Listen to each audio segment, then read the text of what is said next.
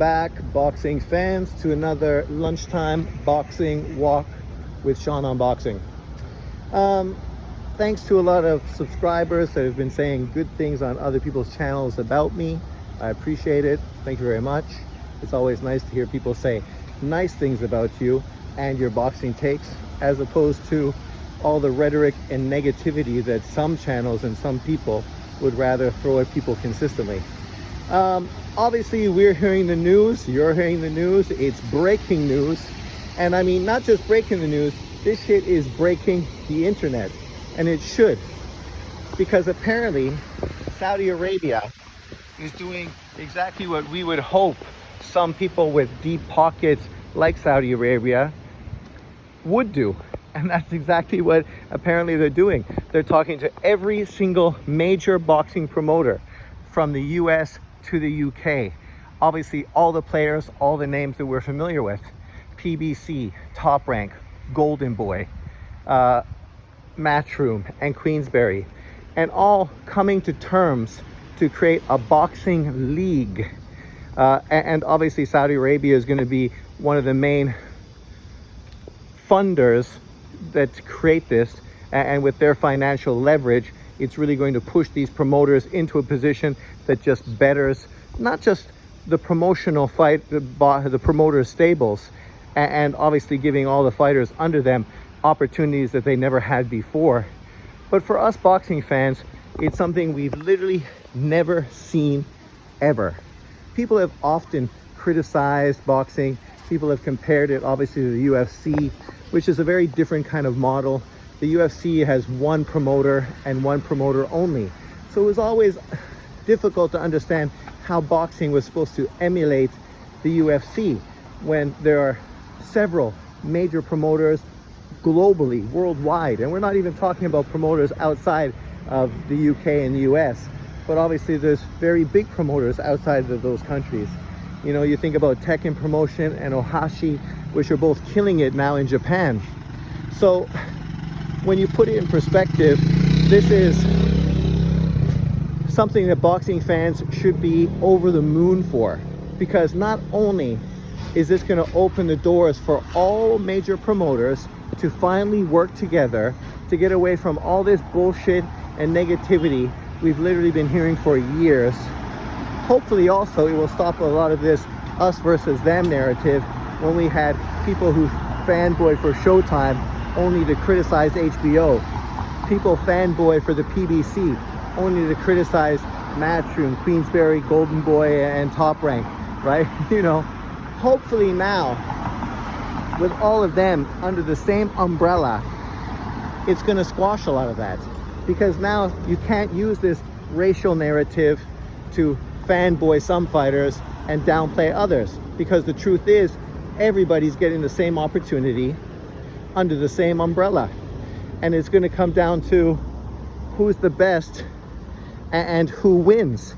And ultimately, that's going to be the final thing. And when we talk about sports, ultimately, that is always the main aspect to a sport. You can blow smoke up someone's ass. You can fucking come from the same city as him. You can identify with him as much as you want. You know, you can use the same fucking language as him. But when it comes push to shove, what's going to make him be recognized by every boxing fan as the best is by literally going in there and beating all the other top fighters in his division. I don't know how this league would be implemented, if it would be a team sort of situation, you know, Matchroom versus Queensberry versus Top Rank. I don't know if that's the best approach, because obviously some promotional companies are more domestic based, others are much deeper and obviously have far bigger stables. Some are very strong in certain weight classes but have no representation in other weight divisions. So I don't really think that's probably the best approach that they could utilize here, even though in the fights they've done recently, Queensberry versus Matchroom, it's a very fun and exciting way to showcase a boxing card. It was entertaining, it did very well, and it was unique and very special. Obviously, a lot of people then gravitated towards the American market and thought about how we could duplicate that and do something similar in the US. whether it was Top Rank versus the PBC, or Golden Boy versus Top Rank, or whoever, or however you wanted to organize it. They all were very intriguing. People came up with lots of videos. We talked about different potential matchups we might see, which obviously are great, because ultimately sports does very well in the fantasy capacity. You think about fantasy baseball, fantasy football, fantasy basketball, fantasy football, soccer from England. These things do great. If you really look at the numbers, I would not be surprised if fantasy sports does more numbers than real sports. And that's one thing boxing doesn't really have going for it for a casual sort of approach. If you want to get a lot of casual people to pay attention to the sport, this is a great way to do it. Obviously, it's not as so much that boxing would be a Yahoo fantasy sport. But when you think about these matchups in this way, it brings in a lot of fantasy perspective, which obviously is very intriguing for a lot of boxing fans and just a lot of sports fans overall. I'm over the moon. I think this is the best thing that's ever happened in my whole lifetime relating to boxing. You know, boxing has been so heavily scrutinized and criticized for PEDs, which obviously are used in every fucking sport, with cheating, bad scorecards, bad reffing, all kinds of different bullshit that consistently is criticized towards boxing primarily. Yet every sport has its own problems and its own issues to overcome. That's why I try not to focus on that stuff, because I find most of it's really irrelevant overall when we talk about the health of the sport and just the enjoyment of the sport. Some people, though, they love the drama. And unfortunately, this might be the death to those people, to those channels. And if that was the case, I would not be sad to see them go. If people are no longer able to make money on YouTube because there's no more drama outside of boxing match-ups and people really interested in the fighters and the fights, and if they're not interested, then they probably won't be watching your content. You're not going to be able to push as much racial narratives that we see many American channels sort of do, right? A lot of that might be on the way out because you can't really use it anymore. It doesn't have the same ammunition behind it that people were able to load their guns with and go all over YouTube pushing their narratives. So that's also a great thing, a potential windfall for all hardcore boxing fans. Because most of us, when push comes to shove, we didn't come on YouTube to make money. We didn't come on YouTube hoping to become social media personalities.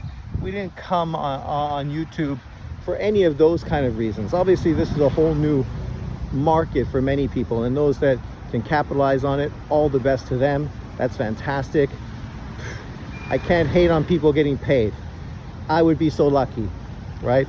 We look at our friend Ade Oladipo and how well his career has transitioned from just being a YouTuber in the hallway of the building with his buddy to now being on DAZN events talking about Liverpool and English football and really becoming a key component in British and also global sports commentating. So congratulations to him.